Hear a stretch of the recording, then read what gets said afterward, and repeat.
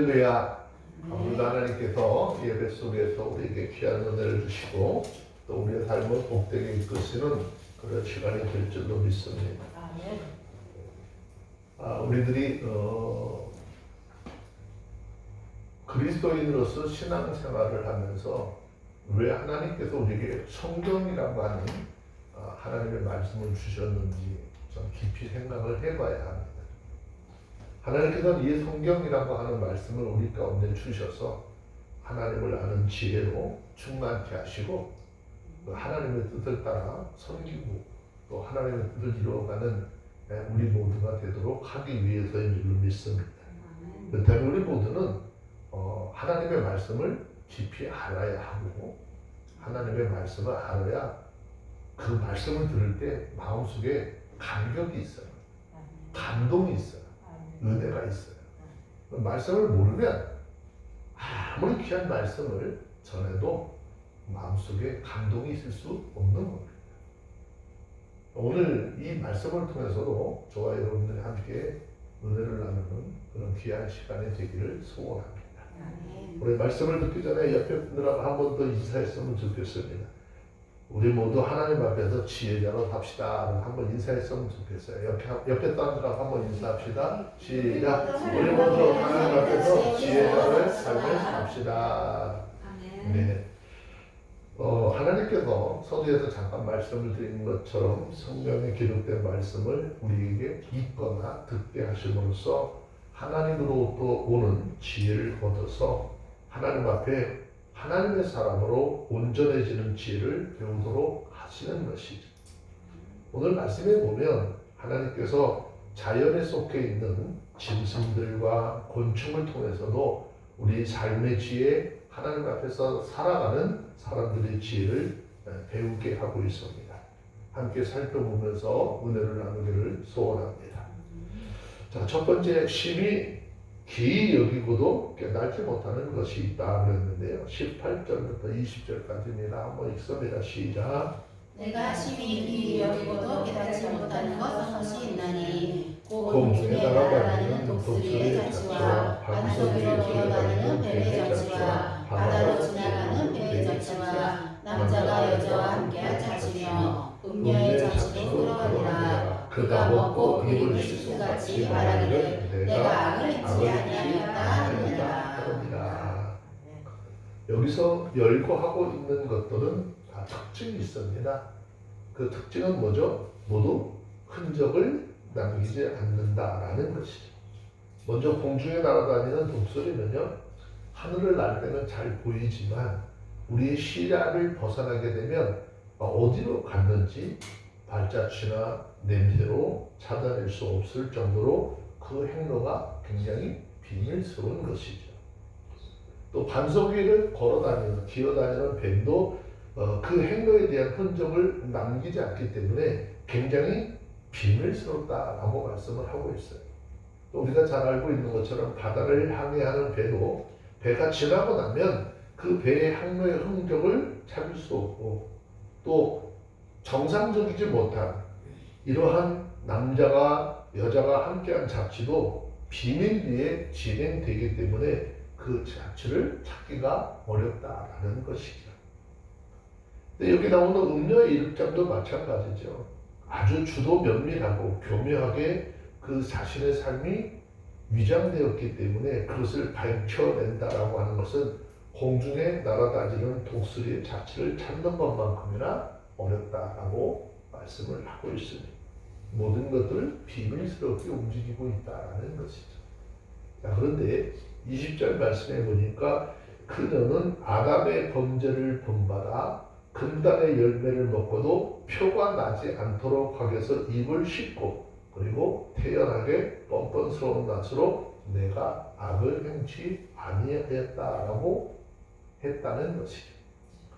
이처럼 많은 사람들이 악한 것을 선하다라고 하면서 자신의 범죄를 자기 합리화로 아무렇지 않게 여김으로써 말미암아 자기 삶은 물론 자기 영혼까지도 파멸시키고 있다라는 것입니다. 자, 그러면 하나님께서는 본문의 말씀을 통해서 우리에게 지금 무엇을 말씀을 하려고 하시는 것일까? 하나님 앞에서 인간이 자신의 죄를 아무리 합리화시키고 아무리 숨기려고 할지라도 결코 불합리한 일들을 합리화시킬 수 없는 것이고 그 죄를 숨기려 해도 숨길 수 없다라고 말씀하고 있습니다. 즉 이 말씀은 곧 우리가 이 세상을 살아가는 날 동안에 불의한 일을 숨어서 또 누가 보든지 보지 않는 곳에서 아주 은밀하게 행한다 할지라도 하나님 앞에서 숨길 수 없는 것이고 감출 수 없다라고 하는 것을 우리에게 가르쳐 주고 있는 것이죠.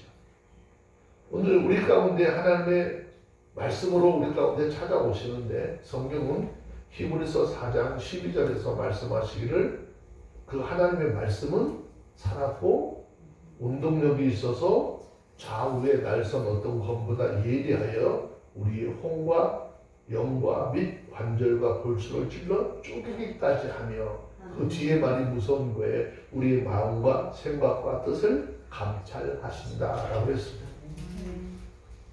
지금 우리가 믿고 있는 내가 알고 있는 하나님 어떤 하나님으로 알고 있는지 좀 돌아보고 우리의 모습들을 하나님 앞에서 좀 점검하는 시간이 되었으면 좋겠습니다. 지금 우리가 알고 있는 내가 믿고 있는 하나님은 어떤 하나님이신지 내가 무엇인가 숨어서 숨기고 내가 뭔가 비밀스럽게 무엇을 행하는데도 과연 그것을 모르실까? 하나님 그런 하나님 아니라고 말씀하죠. 자, 성경 한번 보실까요? 시편 139편 1절로 4절 말씀 한번 봅니다. 시편 139편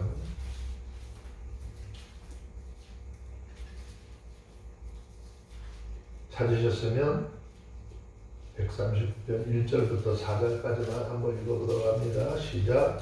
여호와여 주께서 나를 감찰하셨고 아셨나이다. 주께서 나의 앉고 일어섬을 아시며 멀리서도 나의 생각을 통촉하시며 나의 길과 묻는 것을 감찰하시며 나의 모든 행위를 익히 아시오니 여호와여 내 혀의 말을 알지 못하시는 것이 하나도 없으십니다. 내가 믿는 하나님, 우리가 믿는 하나님, 그 하나님은 이런 하나님이신데 우리 인생들이 미련해서 그 하나님을 자꾸 속일 수 있다라고 생각을 하고 있으니 이것이 굉장히 큰 문제라는 것입니다. 성경은요 히브리서 4장 13절에서 우리에게 분명히 말씀하고 있어요. 자, 히브리서 4장 13절 말씀 한 절 더 볼까요?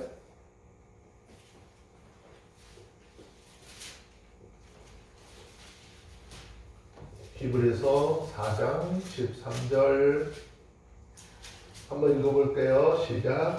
지으신 것이 하나도 그 앞에 나타나지 않음이 없고 오직 만물이 우리를 상관하시는 자의 눈앞에 벌거벗은 것 같이 드러나느니라.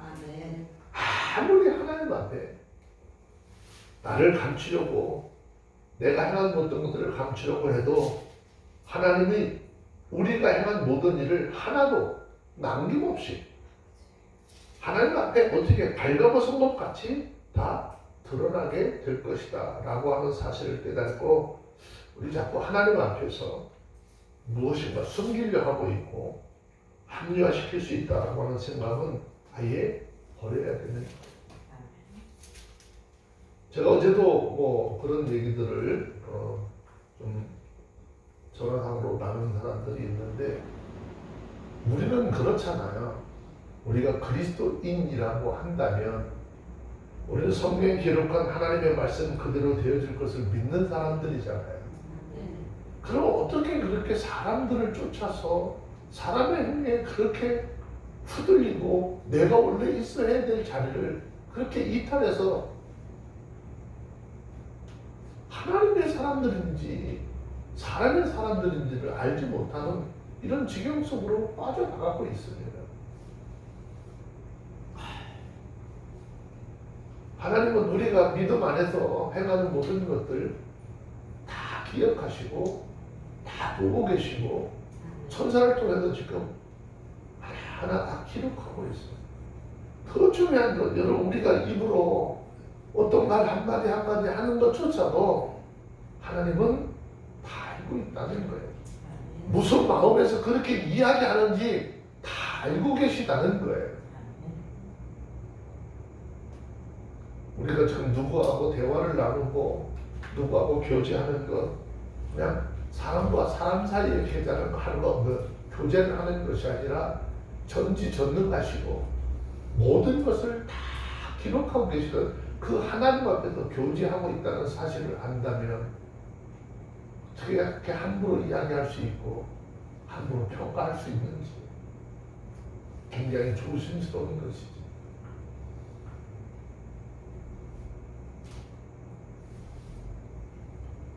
또 한 가지 오늘 본문으로 돌아서 보면 세상을 진동시키고 세상으로 견딜 수 없도록 하는 것이 있다라고 했습니다.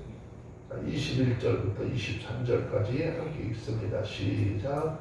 세상을 진동시키며 세상으로 견딜 수 없게 하는 것이 있나니 곧 종이 임금된 것과 미련한 자가 배부른 것과 어려움을 받는 계집이 시집간 것과 계집종이 주모를 이은 것이니라. 자, 여기서 말하는 것 핵심이 있어요. 핵심이 뭐냐? 용서받지 못할 일들에 대한 말씀을 하고 있는 것이. 종이 임금된 것이라고 하는 것은 합법적인 절차를 거치지 않고 종이 지도자의 자리에 앉아서 국민을 어지러움으로 몰고 가는 이러한 상황들을 이야기하는 것인데 이런 일은 견딜 수 없는 것이다 하는 거죠. 이미 우리 지금 삶 속에서 이미 겪고 왔고 겪었던 일들이잖아요. 참 나라의 지도자 하나만 잘못 뽑아놓으면 굉장히 많은 어려움이 있고 고통이 따르고 있다는 것이죠. 이유는요, 하는 일마다 지멋대로 해서 일을 그르치고 나라를 시끄럽고 어지럽게 하기 때문이다라는 것이.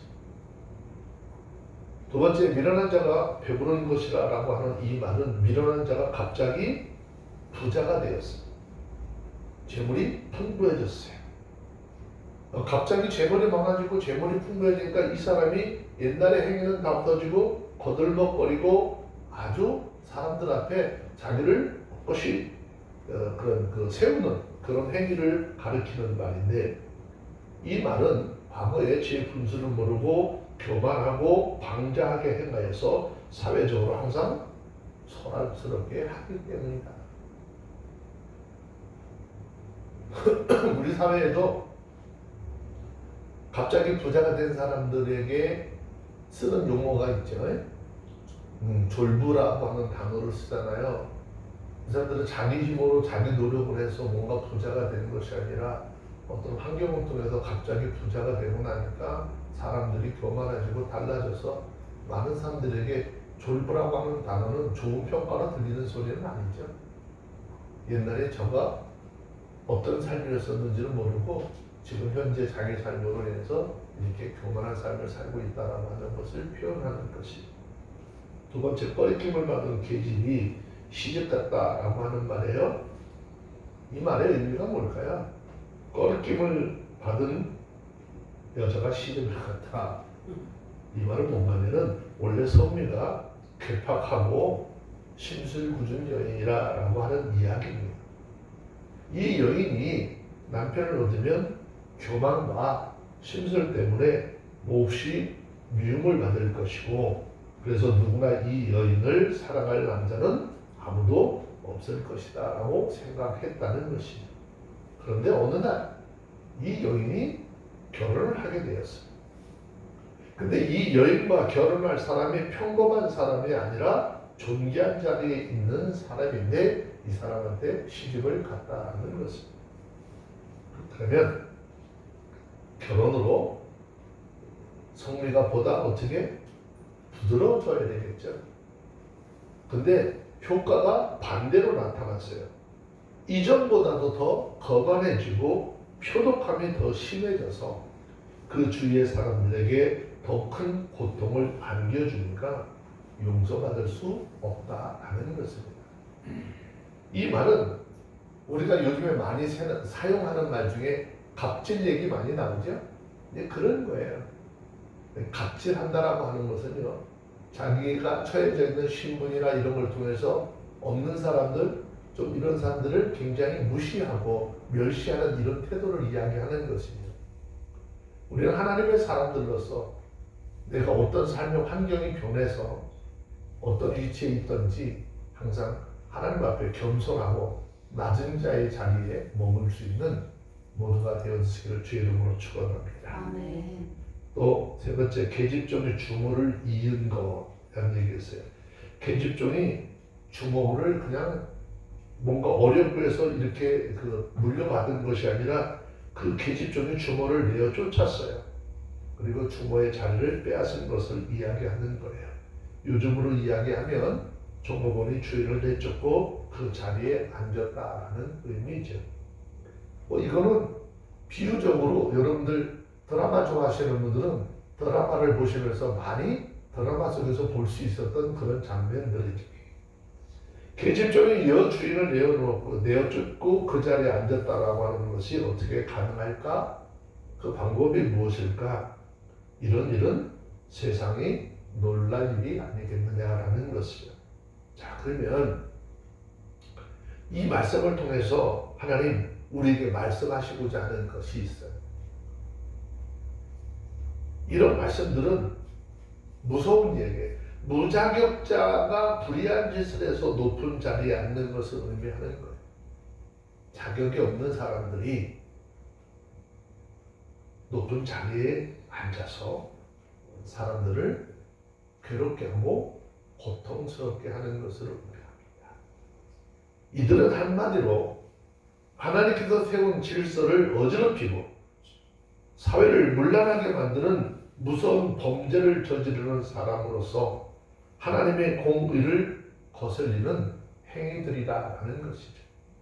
그러면 하나님께서 내게 주신 환경이 있다면, 하나님께서 저와 여러분들에게 주신 환경들이 있다면 내게 주신 환경에 감사하면서 내가 좀 높은 자리에 있다면 좀 낮은 자리에 있는 자들을 불쌍히 여기고 긍휼히 여기고 그들에게 좀 사랑을 베풀 수 있고 은혜를 베풀 수 있는 그런 자리로 변화시켜 나가는, 그래서 나를 통해서 일하시는 하나님이 어떤 하나님인지 그 하나님의 영광을 드러낼 수 있는 모두가 되어주시기를 주의 이름으로 축원합니다.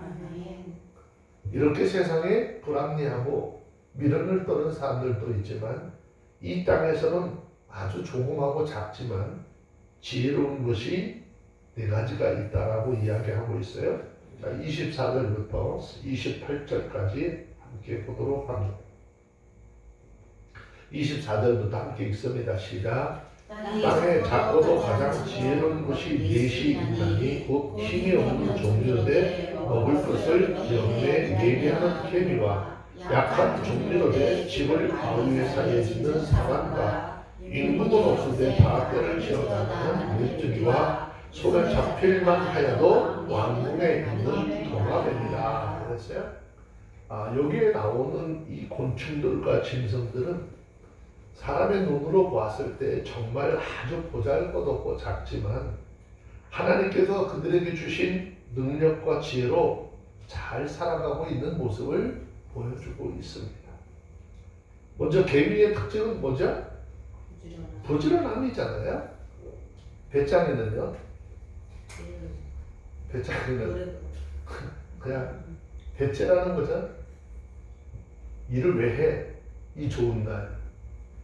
마치 노아의 그 시대 속에 노아의 가족들에게 하나님은 방주를 지라 그래서 그들은 열심히 미래를 예비해서 방주를 짓지만 그 당시에 방주를 짓는 노아의 가족들을 보면서 놀고 먹고 조롱했던 그 사람들의 모습이 개미와 배짱의 모습으로 비춰질 수도 있겠죠. 개미의 특징은 우리가 뭐 얘기해도 어떻게 굉장히 부지런하죠. 그리고 미리미리 그 앞날에 대해서 예비할 줄 아는 것, 또 그것들을 예비해 둘 수 있는데 개미에 필요한 양식을 굉장히 모으는데 열심히 해요. 거기다가 여름철에는 적절한 시기로 곤충들을 잡고 양식질을 거둬들이죠. 누가 가르쳤을까? 가르치지 않는데 이들은 이 작지만 하나님께서 그들에게 지혜를 주셨다는 거잖아요. 그 지혜를 따라서 이렇게 아주 신기할 정도로 너무 기가 막히게 이들을 예비하며 살아가는 것입니다. 그래서 사자는요, 궁핍하여 줄을 때려도 부지런한 개미는 풍족해서 궁핍함을 모르는 삶을 사는 것이죠. 그래서 성경은 게으른 사람은 개미에게 그 부지런함을 배우라라고 말씀하고 있는 것이죠. 우리 하나님의 사람들이잖아요. 하나님의 형상을 닮은 사람들이잖아요. 하나님으로부터 지혜로 충만한 사람들인데 얼마나 지혜가 없으면 그 미물인 개미한테 그걸 배우는 이야기를 들을 정도의 수준이라고 한다면 이건 참 부끄러운 일이잖아요. 우리 하나님께서 주신 지혜로 신앙적인 건 마찬가지입니다.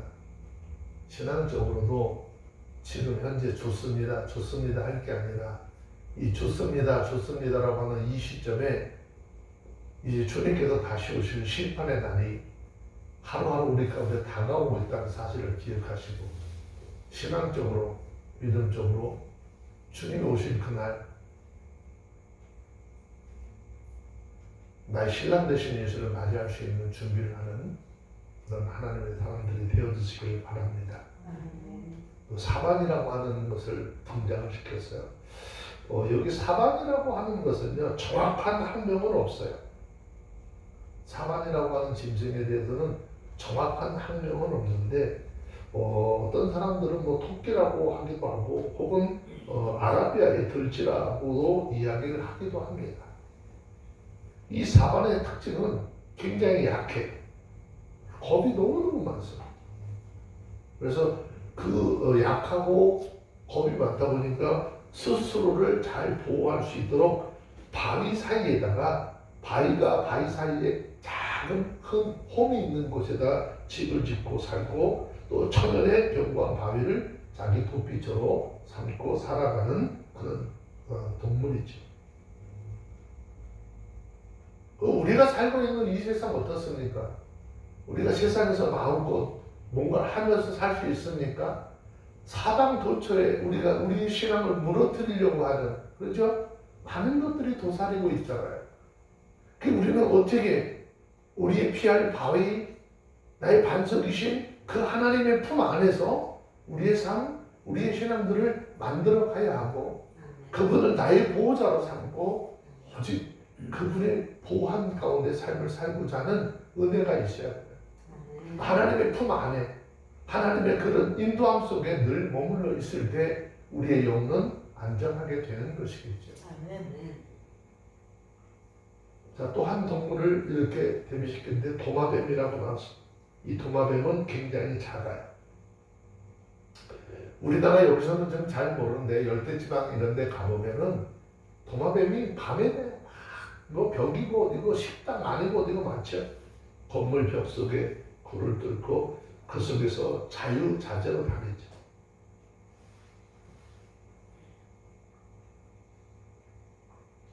이 곤충들은 독을 내뿜는 발로 거미나 그 외 곤충들을 잡아먹는 그런 동물인데 왕궁에 출입하는 것도 예외일 수 없다는 거예요.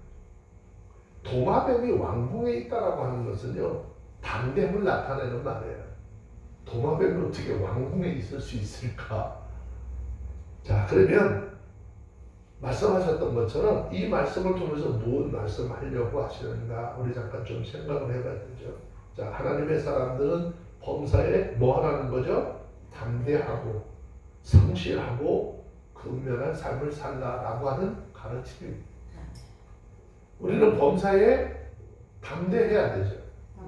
담대하는데 죄를 짓는데 담대하는 것이 아니라 하나님의 보호와 인도하신 가운데 있다면 우리의 신앙, 우리의 믿음을 지키고 나가는데 담대해야 하는 것이에요. 결국 그 어떤 것과 타협해서는 안 된다라고 하는 것이. 또 하나 하나님께서 우리에게 주신 일이라고 한다면 성실하고 근면하게 그것들을 감당해 나가야 한다라는 거예요. 어느 날 내 사정에 의해서 내 형편에 의해서 뭐 하나님과 우리가 해야 될 일을 막 바뀌고 뒤집어지고 못하고 뭐 이런 것이 아니라 반드시 그 일을 행할 수 있는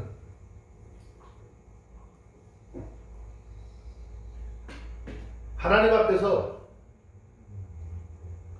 세상 일과 하나님 앞에 일이 부딪힐 때 먼저 하나님의 일을 택하고 그 길을 걸어갈 수 있는 작정할 수 있는 하나님의 사람들이 되라라고 하는 것을 먼저 계비를 통해서 즉 하나님의 사람은 현재를 위해서라도 열심히 일을 해야 하지만 특별히 미래를 준비해야 된다는 것을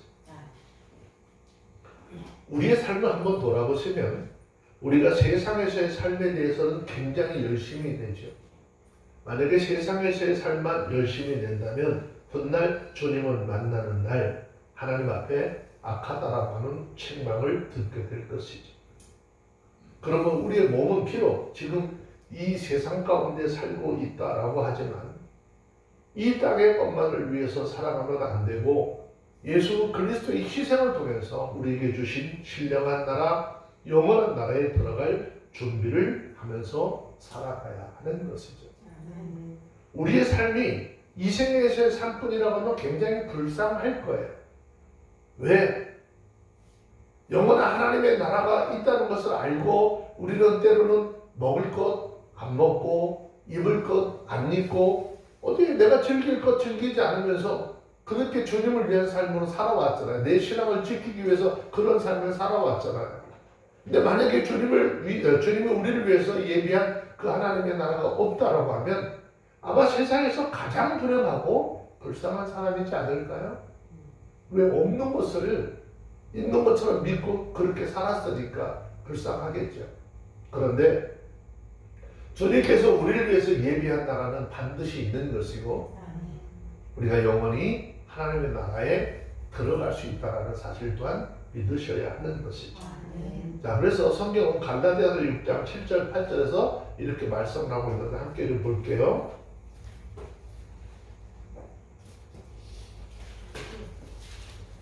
갈라디아서 6장 7절 8절입니다.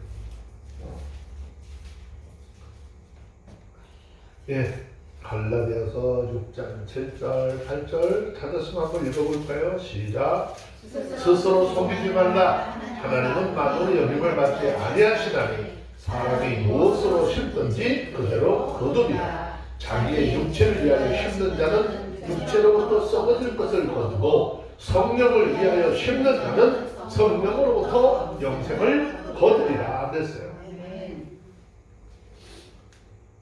이 땅에서 삶이 다가 아니라 영원한 하나님의 나라가 예비되어져 있기 때문에 우리는 육체를 위해서 썩어질 것을 거두기 위해서 사는 삶이 아니라 오늘 성령으로부터 영생을 거두기 위한 믿음의 사람으로서의 삶이 있어져야 한다는 것이죠. 또 메뚜기를 통해서는 마치 메뚜기가 떼를 지어서 다니는데 그냥 다니는 게 아니잖아요. 메뚜기가 날아다닐 때요 무질서한 게 아니에요. 굉장히 질서 있게 한 곳으로 모이듯이 초대교회의 성도들이 마음과 뜻을 같이 해서 항상 하나님의 교회에 모이기를 힘썼듯이 너희는 마지막 때가 가까우면 가까울수록 하나님의 몸된 교회에 모이기를 힘쓰라라는 것이. 왜 우리가 모이기에 힘써야 됩니까? 여러분 우리가 모이는 게 사람들의 모임이에요? 우리 모이는 것 여러분 사람의 모임이 돼서는 안 되는 거예요. 그리스도인들이 우리가 주의 이름으로 한 자리에 모여서 예배를 드리는 그곳에 우리만 있는 것이 아니잖아요. 예수님 마태복음 18장 20절에서 이렇게 말씀하잖아요.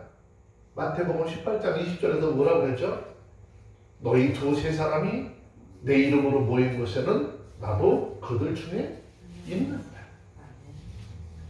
이 말씀은 그리스도인들이 모이는 곳에 하나님께서도 관심을 가지고 계시고 함께 하심으로써도 성도들이 예수 그리스도의 이름으로 모인 곳이 바로 축복의 장소가 된다라는 것입니다.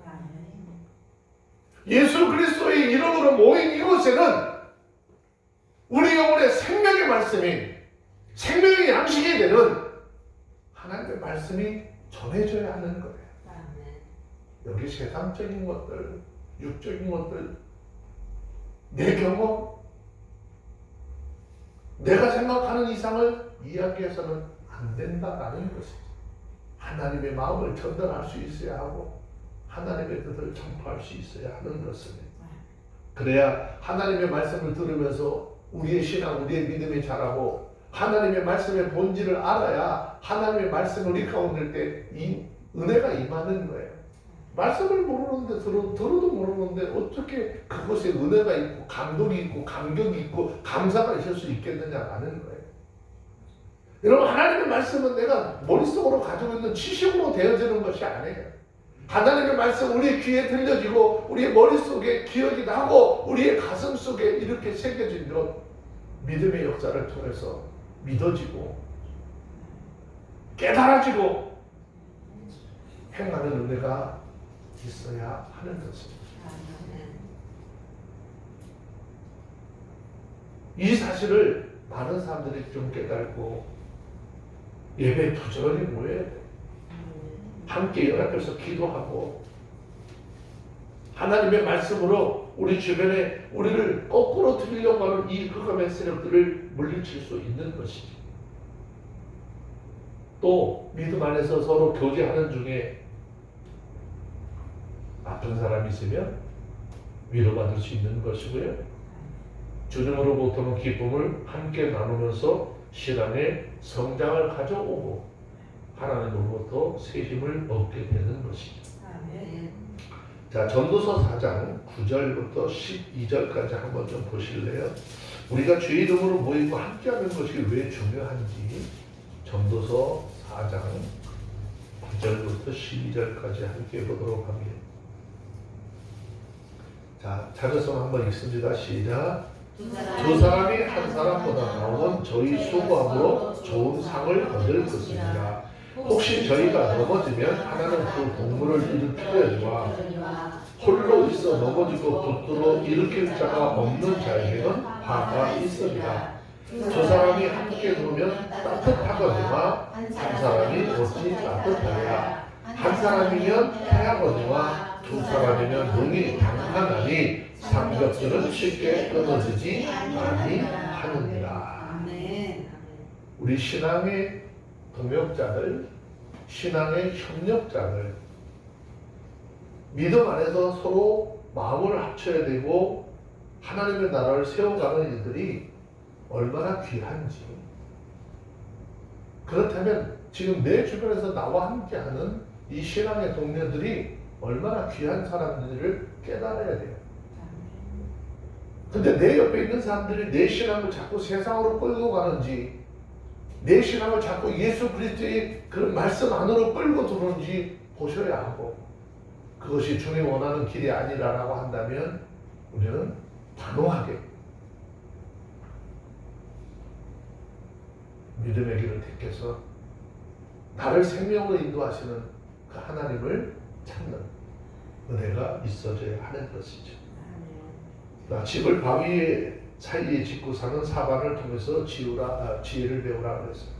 사반은 아까도 말씀드린 것처럼 연약한 짐승이라 그랬어요. 그래서 자기 스스로를 지키기 위해서 가파른 절벽 사이나 바위산, 험한 곳에 집을 짓고 사는데 우리 그리스도인들 마찬가지죠. 우리 굉장히 강한 것 같죠? 우리 강하지 않아요. 한없이 약합니다. 우리를 대적하는 마귀, 우리를 대적하는 사단을 너무 쉽게 생각해요. 그냥 입술로 말로 그러잖아요. 나사렛 예수의 이름으로 명함에 물러가라. 물러가야지. 뭘 물러가? 예수님이 말씀하셨을 때도 물러가지도 않고 잠시 물러가 있다가 다시 쓰러뜨릴 기회를 잡으려고 호시탐탐 노리고 있었던 게 사단의 일이잖아요. 그건 우리요? 말할 것도 없어요. 우리는요, 이 길바닥에, 가을에 길바닥에 찌무는 낙엽과 같아요. 바람이 조금만 불어봐봐요. 내 의지 상관없이 바람이 불리는 대로 그냥 불러가잖아요. 예수님께서 제자들에게 뭐라고 그래요? 야, 너네들 조심해. 지금 사단이 너희를 어떻게 밀가루로 더 팔려고 내게 청구했어. 근데 주님이 지금 붙잡고 있으니까 다행이지. 이스라엘 백성들을 왜 하나님께서 상실한 대로 내버려 두셨느냐? 하도 하나님의 말씀을 듣지 않으니까 내버려 두셨다니까. 그러니까 사단이 밀가루로 까불고 손에 공깃돌 누르듯이 가지고 놀잖아요. 여러분 공기 해보셨어요? 공기 해봤어요? 네. 공깃돌 그냥 손에서 이렇게 올렸던 데는 아무것도 아닌 것 같죠? 만약에 그 공깃돌 안에 영혼이 있다 그러면 천당같이 여러분 오랑대면 할 거예요. 올라갈 때는 야 이거 떨어지면 박살날 건데 그게 생명체가 아니다 보니까 그러는 것이지. 여러분 사단이 지금 하나님 앞에 예수님 앞에 우리를 그렇게 가지고 놀려고 청구했다는 거예요. 주님의 은혜가 아니면 날마다 우리가 말로만 입술로만 은혜 아니면 살 수가 없네 할 것이 아니라 정말 주님의 은혜가 얼마나 큰지 그 은혜를 깨닫고 내게 그런 은혜 주신 주님 감사합니다. 내게 그런 은혜 주신 하나님 감사합니다 하면서 영광을 돌리며 살아가야 하는 것이죠. 인간은 뭐라고 그러세요? 성경에서 본질적으로 뭐와 같다고 그러죠? 질그릇과 같다고 그랬어요. 이 질그릇 특징이 있어요. 잘 깨어집니다. 요즘에는 그래도 이거는 어떻게 해요? 불에다 유약을 발라서 굽게 됐으니까 그건 좀 세잖아요. 근데 질그릇이라고 하는 것은 이 유약을 바르고 로에서 굽기 이전에 그냥 말려놓은 상태에다 조금만 건드리게만 하면 톡톡톡톡 잘 깨지죠. 이 질그릇과 같은 우리들은요, 그뿐만 아니에요. 늘 어떻게 우리가 모든 걸 할 수 있는 것 한계가 있어서 그 한계에 딱 잘 부딪히죠. 그리고 잘 넘어지고 쓰러져.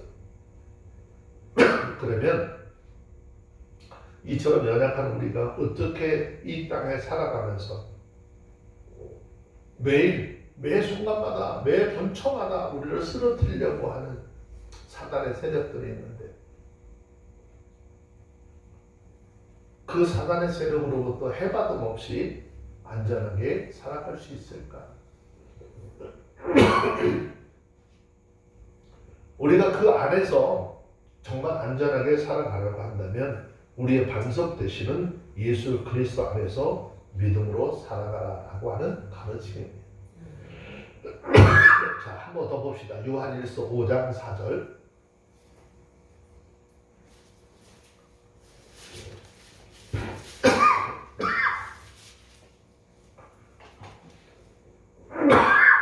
죄송합니다. 요한일서 5장 4절입니다.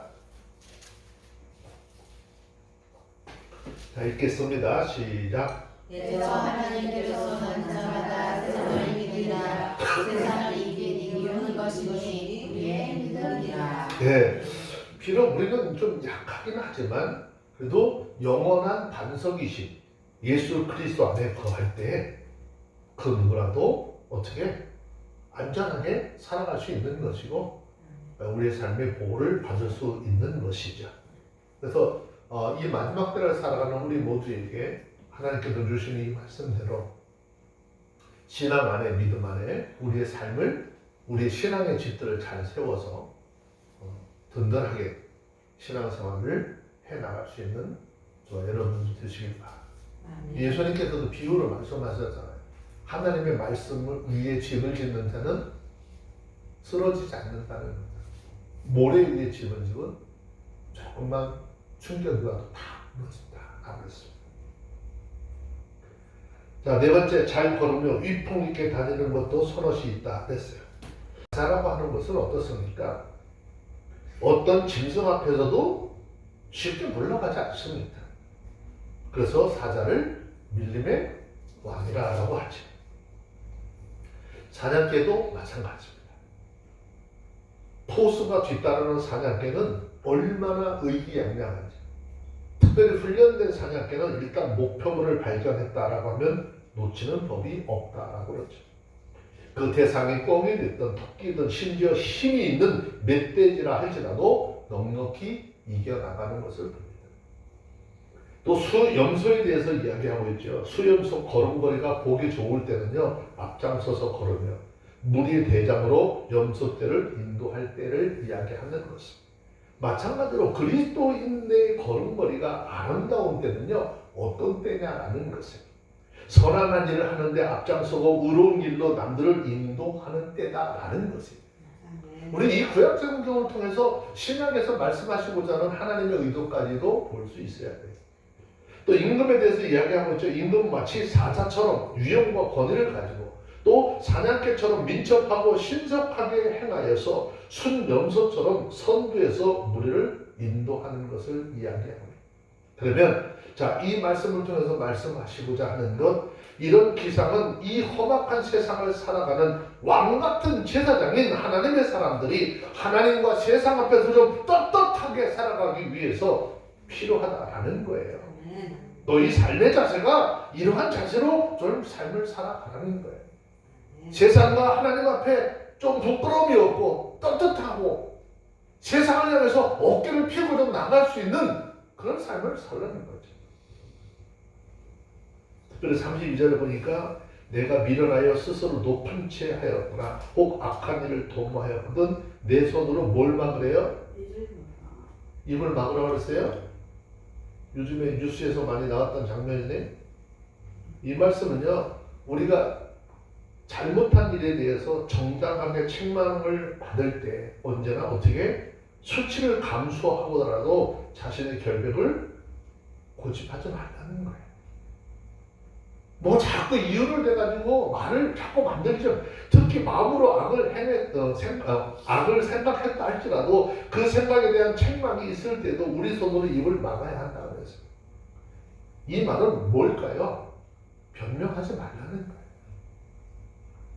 자꾸 이유 대가지고 그걸 설명하려고 하지 말아요. 우리가 미련한 짓을 행한 경우에는 하나님과 사람 앞에서 그에 대해서 변명하려고 하지 말고 침묵함으로써 우리의 죄를 스스로 인정하라는 거예요. 부끄러운 줄 알라는 것이에요.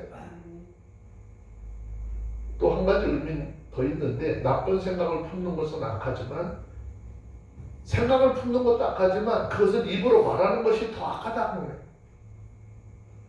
악한 생각을 겉으로 표현하는 것은 악한 생각에 동의하는 것이고 악을 남에게 전염시키고 싶은 마음을 가졌다는 것을 의미하기 때문에 너는 입을 틀어막으라 하고 하는 것이에요. 자, 33절에 아름다운 이야기가 있죠. 대저 젖을 저으면 어떠가 되고 코를 비틀면 피가 나는 것 같이 노를 격동하면 다툼이 나니라. 자, 이 말은요, 이런 거예요. 다른 사람의 감정을 촉발시키지 마라. 좀 다른 사람의 마음을 자꾸 건드려 가지고 그 사람 화내게 해서는 안 된다라고 하는 가르침입니다. 어떤 사람은요, 그 말과 행동이 너무 도발적이죠.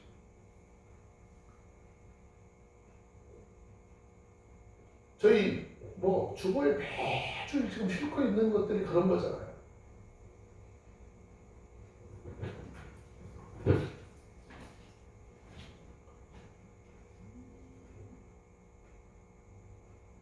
어떻게 이렇게 이야기를 하는 상대방을 화나게 하는 재주가 있는지 달란트인지를 잘 모르겠어요.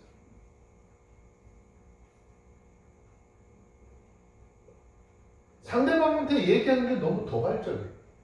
상대가 원하든지 원치 않든지 성내게 만들고 평소에 성 잘 내는 사람뿐만 아니라 성 내지 않으려고 하는 그런 사람들까지도 아주 분노하게 만들어요. 이건 오늘 이 자리에 있는 우리 모두 다예요. 누구에게 그거 지금 국한된 얘기가 아니라 이 자리에 있는 사람 우리 모두 다. 이렇게 노를 경로시키는 일은 다툼을 불러온다는 거예요. 다툼이 있는 곳에는요, 분란이 오고 악한 말들이 계속 생성되게 되어져 있어요. 여러분 우유를 가지고 열심히 저어서 버리면 우유 속에 있는 것 좋은 것이 죄다 어떻게 분리되죠. 버터라고 하는 형태로 만들어진다. 코를 비틀면 커피가 쏟아지는 것처럼 노를 경물시키는 사람, 한 사람의 신체와 심령을 다 고갈시키며 그 사람 안에 있는 모든 선한 것을 강탈하는 짓이 된다. 그 말입니다. 한마디로 사람들에게 성을 내는 것, 성나게 한 말, 제2, 제3의 화난 말을 자꾸 불러일으키는 것이고 또 다른 논쟁을 만들어내게 되고 그래서 마침내는 어디까지 가느냐 화해할 수 없는 정도의 그런 반목으로 끝나게 된다는 거예요. 다시는 보고 싶지 않아요. 제가 그런 말씀 드렸잖아요. 세상에서 가장 불행한 사람이 어떤 사람? 그 사람의 기억 속에서 잊혀지는 사람이 가장 불행한 사람인 거예요. 여러분 한번 생각해 보세요. 하나님이 저희를 너무나 사랑하셔서 부르셨어. 예수 그리스도의 십자가의 그런 희생을 통해서 구원의 은혜를 주셨잖아요. 말씀을 해도 돌아오지 않고 말씀을 해도 깨닫지 않아. 행하지 않아. 그러니까 하나님 어떻게 그냥 내버려 두셨어. 잊어버렸다는 거잖아요. 그럼 그 사람의 행위가 어떻게? 하나님의 뜻을 쫓아가는 것이 아니라 사람의 뜻을 쫓아서 하나님을 기쁘게 하지 않으면 세상 속에서 나 자신만을 위하고 나 자신만이 유아 독점하는 것처럼 그런 삶으로 전락하게 되고 하는 거예요. 하나님은 우리를 성령과 말씀의 능력으로 통치하시고 이끄시고 하나님 나라의 백성으로 삶을 살기를 원하고 있습니다. 그렇다면 우리는 하나님의 말씀을 쫓아 삶을 살아가야 하겠지. 그래서 너희는 누구를 만나서 무슨 말을 하든지 무슨 행동을 하든지 난폭하게 하지 말라는 거예요. 그리고 매사 온순하고 부드럽게 행할 수 있도록 하라 하는 것이죠. 우리나라 고사성어 중에 사필귀정이라고 하는 단어가 있지. 이 말의 뜻은 이런 거죠. 올바르지 못한 것이 임시로 기승을 부리는 것 같지만 결국 그것이 오래 가지 못하고 마침내 올바른 것이 이기게 된다라고 하는 것. 자기 자신이 잘못한 것에서 반드시 징계를 받을 것이다 라는 뜻이죠. 네가 악한 거 버렸으니까 악한 열매를 거두는 거야 라고 하는 것이죠. 결국 우리가 살아가고 있는 이 세상을 돌아보면 어떻게 해요? 우리 지금 삶의 현실도 그러잖아요. 매일 지금 뉴스 통해서 들려지는 이야기들도 그러잖아요. 악한 것들이, 악한 사람들이 득세를 하고 잘 되는 것처럼 보여지잖아요. 어떻게 저런 사람들이 뭐 이런 얘기는 다 나오잖아요. 결국 하나님의 말씀대로 그 뜻대로 산 사람들이 최후의 승리자가 될 것이다 라고 하는 것을 믿으라는 것입니다. 우리는 지금은 그럴 수 있겠지만 지금은 그 사람들이 득세하고 그 사람들이 뭔가 잘 되는 것 같지만 하나님은 반드시 그 삶에 대한 결과 이 땅이 아니라 하나님 앞에 섰을 때 반드시 지은 죄에 대한 값을 치르게 하십니다.